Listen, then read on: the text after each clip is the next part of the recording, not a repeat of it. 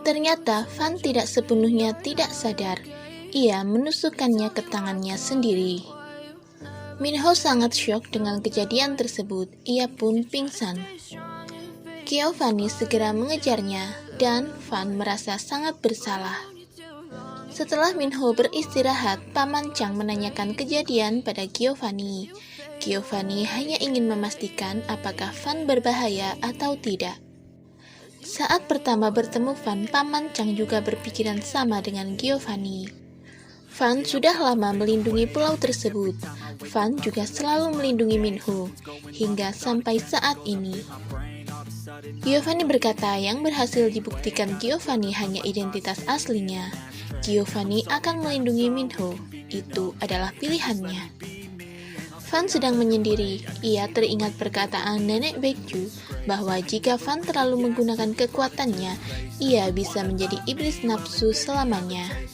Di tempat lain, Minho juga memikirkan Van yang berusaha menyelamatkannya saat ia juga hampir membunuhnya. Lalu terlihat Kuntan melakukan ritual dengan menggunakan darahnya.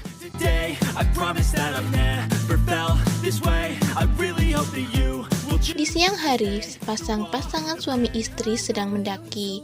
Saat istri melanjutkan sendiri pendakiannya, karena suami kelelahan, ia melihat seseorang yang mengambil hati dari manusia lain.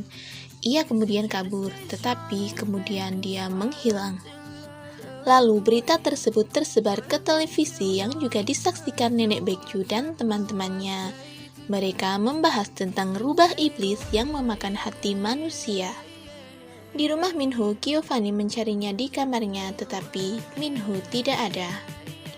Ternyata Minho ke gunung untuk mencari Van. Ia mendaki ke tempat berbahaya sendirian, hanya dibekali GPS yang telah terpasang dari HP Van. Dan Minho pun mengikuti lokasinya. Dan akhirnya Minho sampai, ia berhasil menemukan Van. Minho ingin mengobati luka di lengan Van, tetapi Van tidak menerimanya. Ia mengatakan tidak ada yang bisa menjamin bahwa Van tidak akan melukai Minho. Ia tak akan meminta bantuannya lagi. Tetapi sebelum pergi ia berkata, yang rapuh bukanlah janji, tekad Van lah yang rapuh. Setelah Minho pulang, Giovanni dan Paman Chang menemuinya dan mencemaskannya. Mulai sekarang Giovanni yang akan mengawal dan melindunginya. Hari ini hari Minho ke sekolah, tetapi tidak ada Van dan digantikan oleh Giovanni. Sampai sekolah, anak-anak gadis melihat Giovanni dan mengikutinya. Jika Giovanni tidak memakai baju pendeta seperti itu, maka Minho yang sudah jadi pengawalnya. Kemudian Minho mendekati Lee Suryeon yang berjalan sendirian yang sedang menjadi bahan pembicaraan teman-temannya. Minho menyemangati Lee Suryeon. Obat terbaik untuk luka adalah waktu. Mungkin butuh waktu yang lama. Lee Suryeon berterima kasih kepada Minho, tetapi Lee Suryeon bahkan tidak menyadari kalau dia adalah bu guru Minho. Setelah diberitahu Boyomji kalau dia bu guru Minho, Lee Suryeon baru tahu dan kembali berterima kasih. Minho merasa senang karena Lee Suryeon telah kembali bersekolah. Giovanni juga merasa lebih tenang melihat Minho yang kembali ceria. Kemudian Minho dan Sujin bertemu dan mengingatkan untuk memilih baju pengiring pengantin. Pernikahan Sujin akan diselenggarakan dengan sederhana, maka dari itu Sujin tidak melakukannya di Hotel Minho yang harus dilakukan dengan besar. Sujin juga turut mengundang Giovanni untuk hadir ke pesta pernikahannya. Minho berkata Sujin dan pasangannya sangat serasi hingga membuatnya iri dengan mereka. Boyomji membawakan makanan untuk Lee Suryeon. Mereka menikmati makan siang bersama. Lee Suryeon berterima kasih tetapi juga meminta maaf karena pernah marah dan mengusirnya. Sementara itu, luka Van diobati oleh Nenek Baekju. Dia menceritakan hampir membunuhnya lagi. Nenek berkata reinkarnasi adalah kesempatan untuk penebusan dan hidup baru. Van selalu bersiarah ke makam dengan memakai baju tersebut dan berkeyakinan membebaskan diri dari takdir. Minho dan Giovanni sudah pulang, kemudian mereka makan bersama. Tetapi kemudian ia ditelepon oleh kakaknya. Giovanni mempunyai kakak yang diadopsi bersama-sama dan juga terpisah setelahnya. Sejak saat itu ia mencari kakaknya, Kang Chan-hee. Di dalam hutan yang dikenal sebagai rubah iblis itu pun kembali memakan korban. Ia mencuri hati milik orang tersebut. Kemudian Gung Tan mendatanginya. Ia akan memberitahu cara agar ia tidak merasa kesakitan lagi. Di tempat yang sepi, seorang pria tiba-tiba dihampiri oleh makhluk itu lagi. Tetapi tetap saja, bukan hati itu yang ia cari. Seorang penjaga malam pun menjadi korban berikutnya karena memergokinya. Lalu Gung Tan datang. Ia menghampiri korban. Ia dengan sengaja mencabik-cabik korban. Kemudian nampak seorang pria sedang melakukan sesuatu. Kemudian ia dikagetkan oleh seorang lainnya. Pak tua itu memintanya untuk makan terlebih dahulu dengannya. Ia kemudian menghidangkan ramen untuk pemuda itu makan. Pak tua itu menyarankan agar ia mencari pekerjaan yang lain. Ia juga memberikan uang kepada pemuda tersebut. Calon suami Sujin memberikan undangan pernikahan ke Giovanni. Kemudian mereka berdua keluar menggunakan gaun yang sangat cantik. Sujin berkata kepada calon suaminya, Minho memberikan hadiah pernikahan menginap di hotelnya sampai kapanpun. Saat mereka semua bersenang-senang, Fan dari kejauhan masih mengawasi Won Minho. Lalu Fan pergi ke rumah nenek Baekju. Di sana ia mendengar para orang tua berkata ada pembunuhan lagi. Jasadnya penuh dengan sayatan pisau. Fan yang mendengarnya kemudian pergi mencari tahu.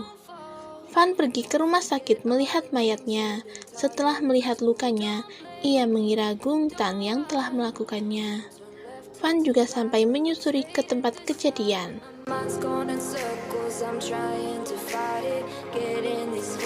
Sementara itu, Minho mengajak Giovanni ke suatu tempat yang katanya rahasia. Ternyata ia datang ke panti asuhan yang pernah ditinggali Giovanni dan kakaknya dulu. Ternyata saat makan malam, Minho telah meminta Paman Chang untuk mencari kakaknya Giovanni yang telah lama hilang. Giovanni mulai melihat-lihat ke sekitar sembari mengingat kejadian di masa lalu. Ia mengikuti bayangan anak kecil masa lalunya.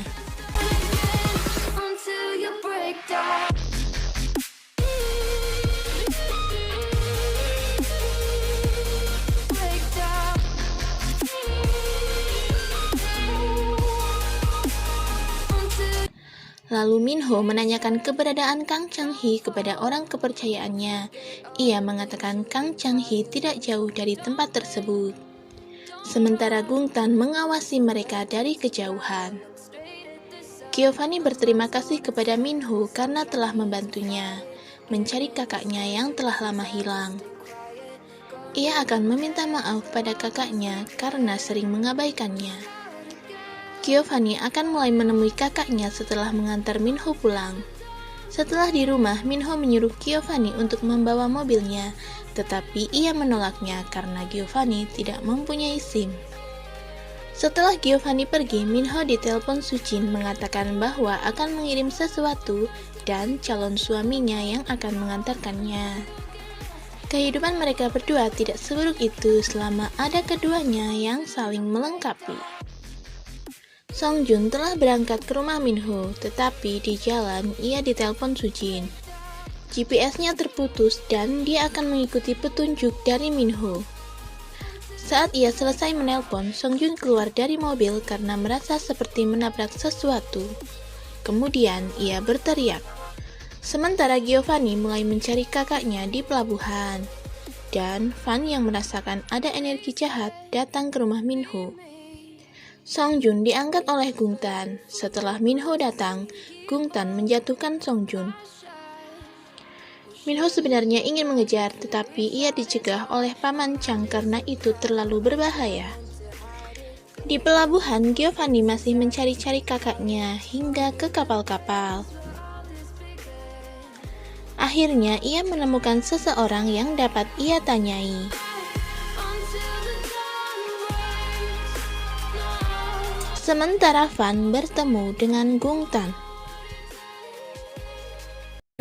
as they were a year ago.